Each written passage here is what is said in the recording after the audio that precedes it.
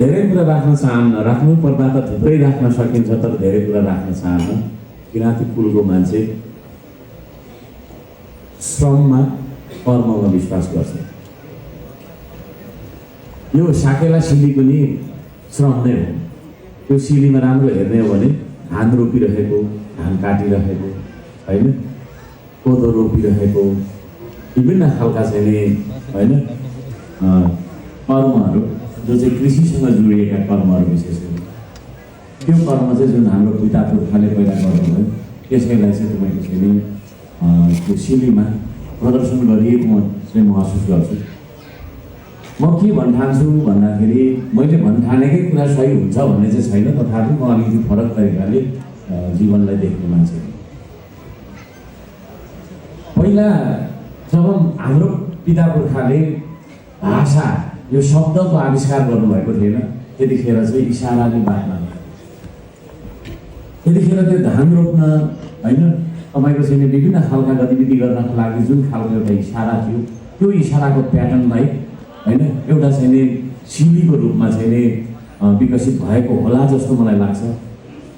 र त्यो सिली चाहिँ त्यतिखेर जतिखेर यो जुन हामीले बोल्दै गरेको भाषाको आविष्कार नभएको बेला, त्यतिखेर त्यो नबनेको अवस्थामा चाहिँ कम्युनिकेसनको होइन सञ्चारको, संवादको, बातचितको माध्यम थियो भन्ठान्छु म चाहिँ।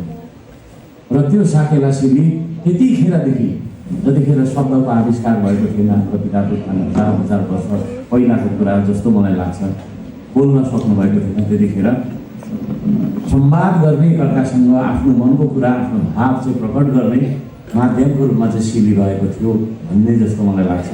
र त्यो सिली अझै पनि तपाईँको चाहिँ प्रदर्शित भइराख्दाखेरि अत्यन्त तपाईँको चाहिँ गर्व लाग्छ। त्यति पुरानो संस्कृति र संस्कार लिएर बाँचिरहेका कुलको सदस्य हुँदा, एउटा समुदायको सदस्य हुन पाउँदा आफूलाई अत्यन्त धेरै गौरवान्वित महसुस गर्दछु। र आज म यसरी सम्मानित तपाईँहरूले मलाई गर्नको लागि योग्य जुन ठान्नुभयो, निर्णायक मण्डलहरूलाई